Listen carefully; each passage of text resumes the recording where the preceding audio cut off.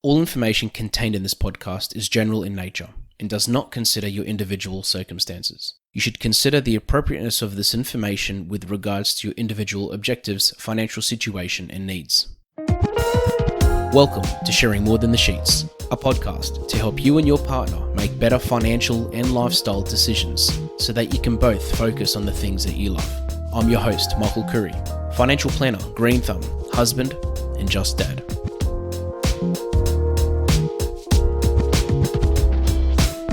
If you've got life insurance, you most likely have experienced an increase in premiums recently, a lot more than usual. Today I want to have this discussion because as a financial advisor, I have the job obviously to set up life insurance for people. And when I say life insurance, I'm talking income protection, trauma cover, total and permanent disability cover, as well as death cover, of course, comes into that. And I also have the responsibility to manage policies and to advise on policies on an ongoing basis. I've been having quite a few discussions recently on this topic, so I thought it would be the perfect topic to record an episode about, because there's nothing more dreadful, I would say, than receiving a renewal for an insurance policy in the mail to see that your premium has gone up. Now, paying for life insurance as it is difficult. And I'll be the first to put my hand up and say that I hate paying for anything, especially insurances. But having an increase is even harder sometimes. Now, many people understand why they have life insurance, and as an advisor, when I get that phone call or that text message or email saying, hey, I'd like to cancel my insurance or reduce my insurance or do something about these premiums, I have a couple of different responsibilities. Now, one of them is to obviously educate, and the second one is to advise. Now, on the education side of things, first of all, it's always important to have a discussion with your advisor about your life insurance policies, why they are there. It's good to be reminded what they actually cover you for. The second thing as well is to really understand why premiums are going up and what you can actually do to assist you and your family from a cash flow and from a financial point of view in affording those premiums and funding them. But the number one thing I can say is that it is so important to review life insurance. Life insurance is not a set and forget strategy. Premiums are increasing regularly. Your circumstance is changing regularly. Therefore, the insurance that you had set up 5 years ago is most likely not appropriate today. And there is a chance that there is another insurance company that's more appropriate or a different level of insurance cover. But just to go back to the topic of insurance premiums increasing, a big part of this discussion is always about, as I said, a reminder of what the cover is there for, why it was set up initially, and secondly, just to understand what you're actually paying for. Because when you look at your insurance policies, you'll find that some are more expensive. They're not like, your death cover, for example, may be cheaper than your income protection. Some of your insurance may be funded from superannuation. Some of it might be funded from your cash flow as a monthly direct debit, for example. So it's really important to remind yourself as to what is going on there and how things are set up. Now, there's many reasons insurance premiums go up, and I want to just focus on a couple of them. The first one being is rising claims. Now, again, depending on when you're listening to this episode, this may be different, but in recent years, insurance companies have seen a very steep rise in claims in the areas of mental health and back issues. And that has recently contributed to a rise in premiums, especially for things like income protection.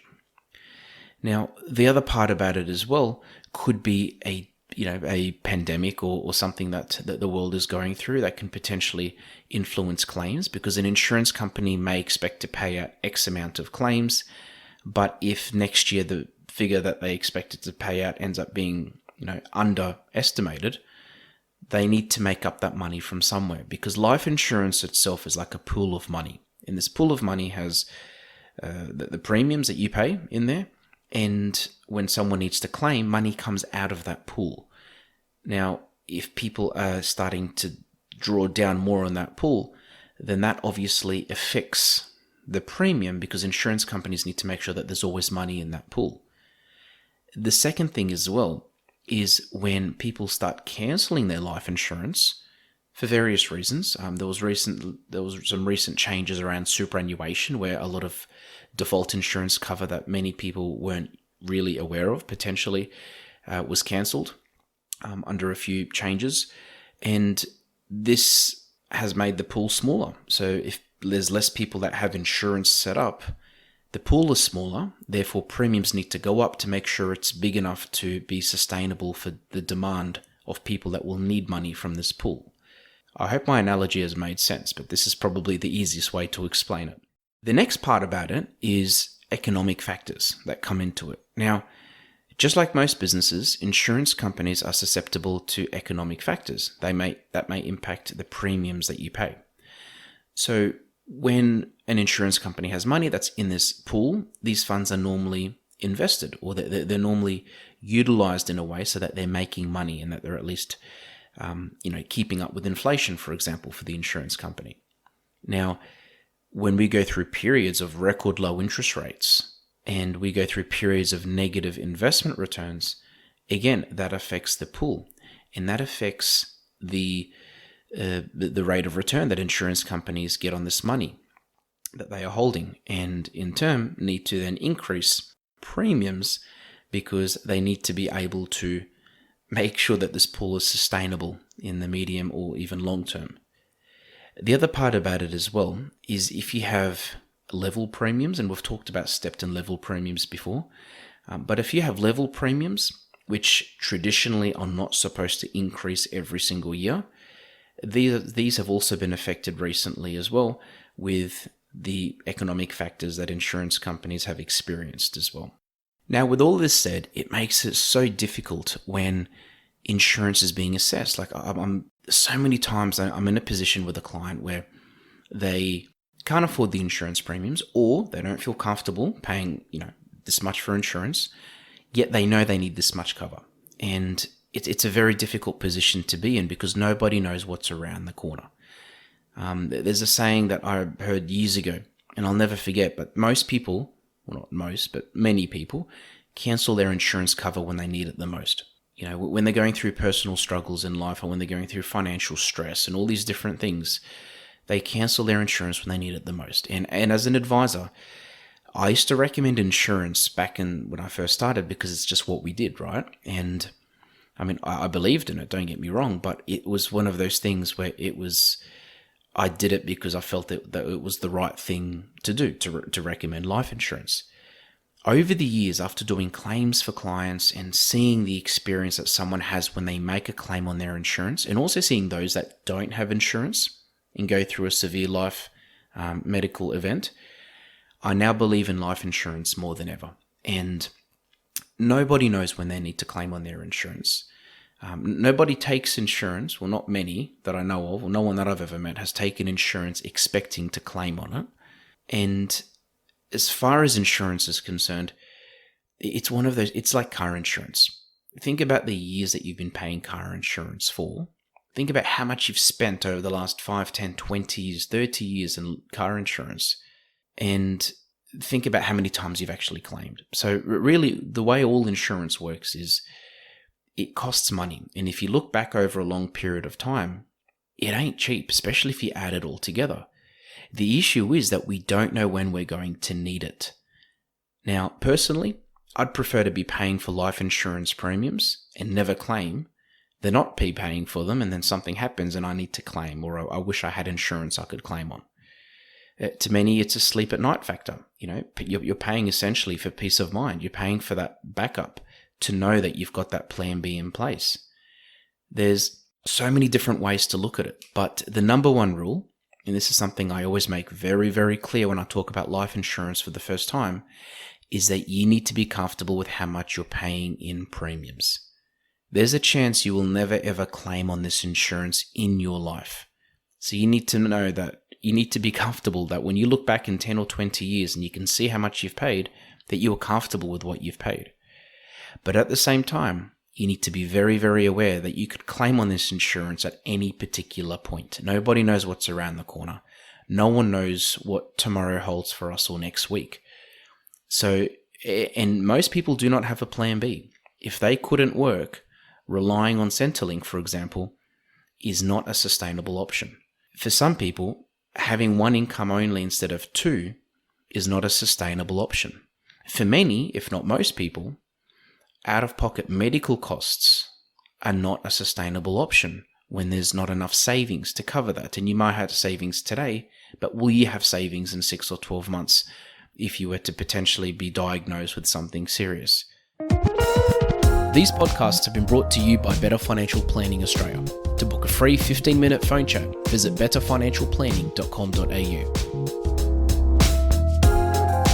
There's so many question marks, and the best way to think about these things, and the best approach to have is to talk to your financial advisor and get their opinion, because we've seen these things all the time. We have these discussions regularly with clients, and at the end of the day, you do need to follow your gut. You need to do what you're comfortable doing, but at the same time, you just need to make an informed decision instead of acting on fear, or instead of acting on, making rush decisions, essentially. Now, how can you reduce your premiums? So I'm going to talk about a couple of ways that insurance premiums could be reduced. And with all of these options, you need to talk to your financial advisor about them, because everyone's situation is different. There are different policy structures. Some policies were set up a very long time ago, and they potentially could be treated differently to policies that were set up last week. But the first way to actually approach the whole situation is to look at potentially reducing the insurance cover, reducing the amount that you are insured by. Now, if you were to potentially, this is just as an example, a very, very rough guide, but if you were to half your insurance cover, it almost, and I say almost, would half your premium. Doesn't quite work that way, but that should give you a bit of an idea as to how life insurance works. Again, depends on the policy. There's, I can't say that this statement applies to all insurance policies and all insurance companies, but that should give you a bit of an idea as to how premiums and sums insured work. So, for example, if you can't afford a life insurance policy, especially if it's paid out of pocket, I always say that something is better than nothing. And it's worth getting some quotes from your advisor or from your insurance company, but I would say your advisor ideally, and have them give you some options so that you can see, okay, if I was to reduce the cover by 20%, what would that do to the premiums? So things like that, so that you can at least not go from, perfect, ideal sum insured down to literally nothing. But also you could tailor the policy from a cost point of view to suit your budget. A big part of looking at the sums insured as well is to review the insurance as you get older as well. So normally, as I'll give you a scenario, if I have a couple that are in their 30s, a couple of children and a mortgage, as long as they don't take on any extra debt or have any more children, there is a chance that a year later, or definitely 5 years later, well, not definitely, but in most cases, there's a chance that they won't need as much insurance cover anymore, because if their children are older, if their debt is lower, then they technically do not need as much insurance cover. But saying that, as I said, there are other things that come into it, because if you've had a rise of income over that period of time, or the value of your assets has reduced, or the value of your debts has increased, and that's a bit of a different story. But reviewing insurance regularly does help when looking at sums insured, for example, or even looking at insurance policies. Another one is to make sure you're not paying for more than one insurance policy if you don't need to be. So I've come across clients or situations where somebody will have a life insurance policy that they've had set up, but they also have other life insurance policies that they forgot about. Now that can cause a few issues at claim time, but from a cost point of view, you're essentially paying for two sets of insurances, which you may not need. Another approach to take is with life insurance policies, sometimes there could be extra features or bells and whistles added to the policies. Reviewing them and working out whether you still need or want them can also reduce the cost of the policy as well by taking these extra features off. Now, if you've got income protection, there are a few extra levers that you can pull.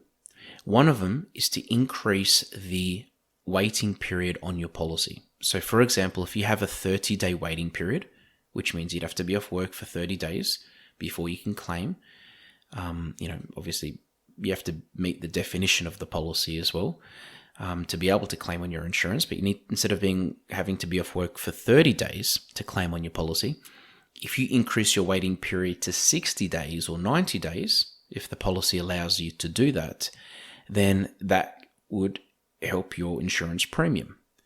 The second thing as well is if you were to reduce the benefit period. So if you were to have a benefit period at the moment, for example, till the age of 65, reducing that to 2 years would most likely have a significant effect on the premium that you pay for the policy. So there are so many different things that you can do with your insurance policies to reduce the amount of cover.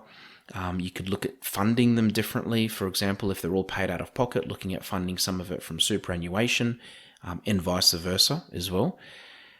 There are so many different things that you probably wouldn't know about unless you spoke to someone. So the main message I want to pass on today, that if your insurance premiums are increasing and if you don't feel comfortable with it, and even if you do actually and you haven't had them reviewed in a while, talk to a financial advisor.